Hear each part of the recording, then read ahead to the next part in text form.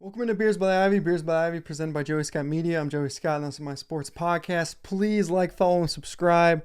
We're just getting going here. 18 people so far. It's still unbelievable to me, honestly. We're getting downloads on Spotify and Apple Podcasts as well. It's just really cool to see. Thanks for everyone supporting me. But yeah, we're ready to rock. So I was actually at Game 4.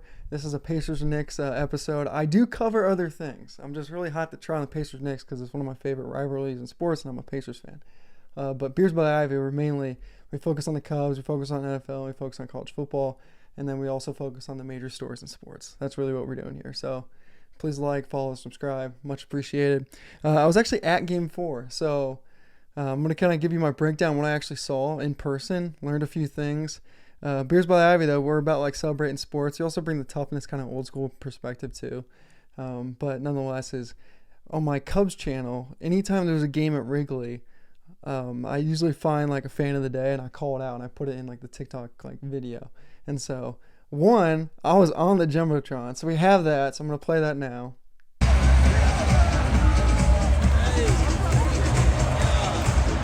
And then two, I mean, the crowd was literally absolutely electric. And there was this lady who literally was taking the crowd by storm. It was just hilarious. They would like show her, and they would go to someone else, and then they would go back to her, and then they would show her, and it was just like, it was so much fun. There we go. Make some noise for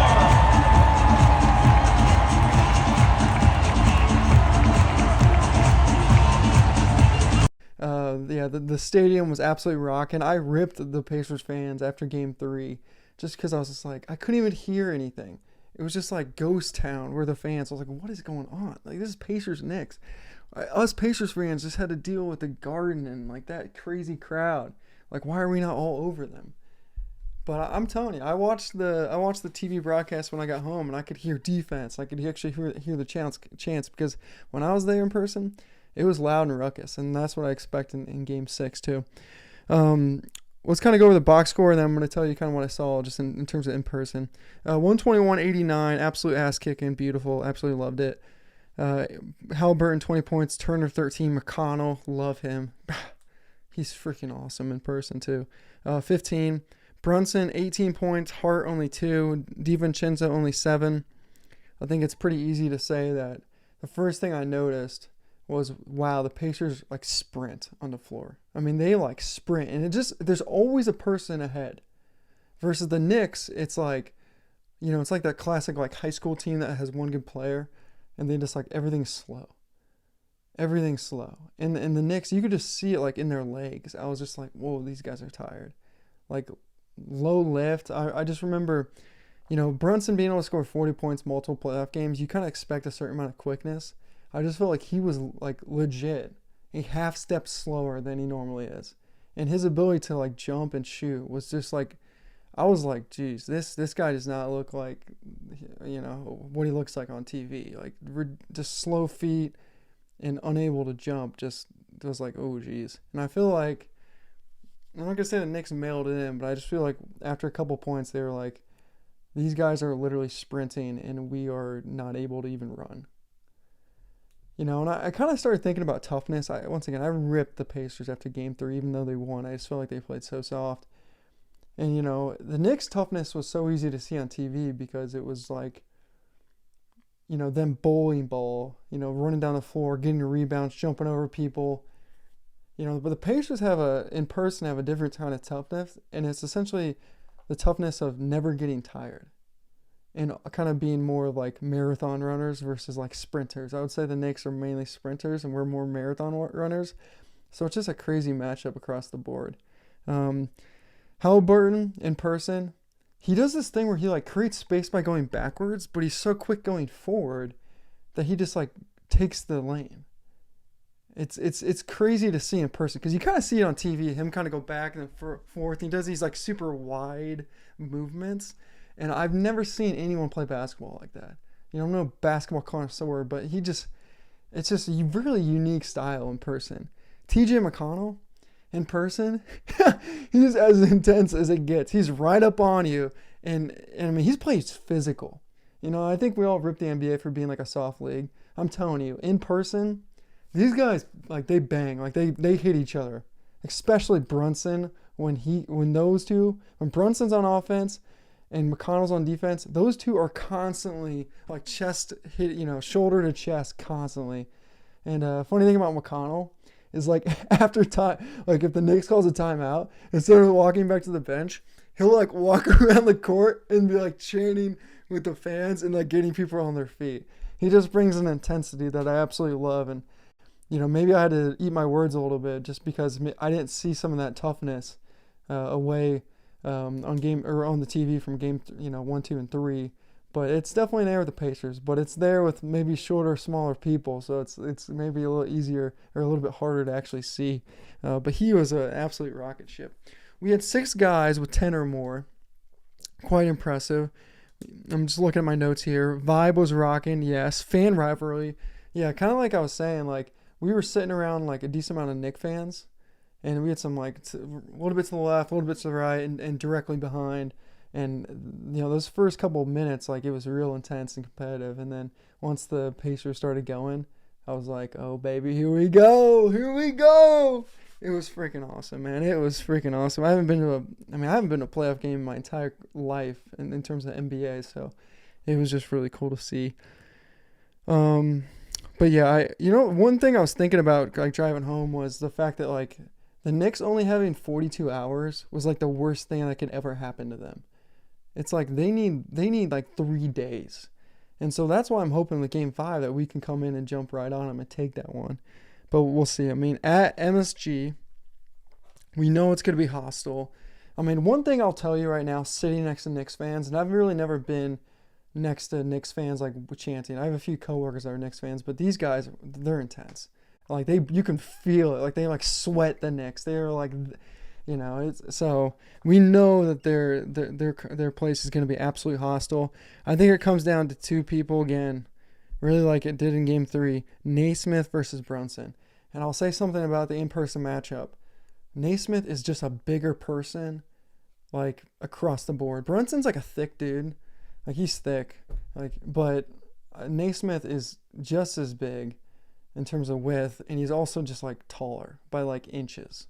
And so that's really the matchup. And I think the Pacers, man, I was ripping Carlisle for not keeping McConnell on him, and of course, like, next game he's like, why would we put McConnell on him when we have, Naismith to put on him, who's like bigger, stronger, and faster.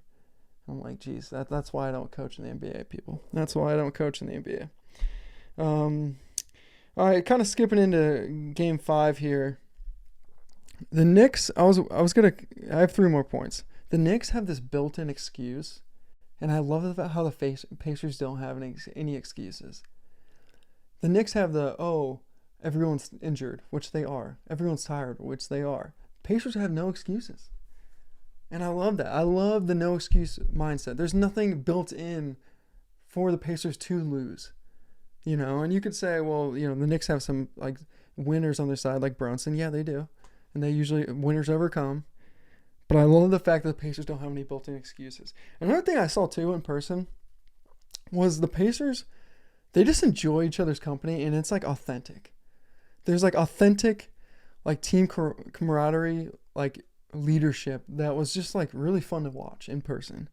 So what I'm trying to say is, like, though the national media spent all day today talking about what's wrong with the Knicks, what's right with the Pacers is that they play fast and they have fun out there on the court together, and it's noticeable. And they have a special bond, and usually special bonds lead to special teams. And this kind of brings me to my next point: is the Pacers have a system, and I made a TikTok video on this, but systems are intelligent, meaning if you're going to be great at anything in life, the best companies, the best teams, the best whatever, they build a system and they work and make decisions within that system. The Pacers offense is this like fast-paced, like beautiful, like poetry in motion.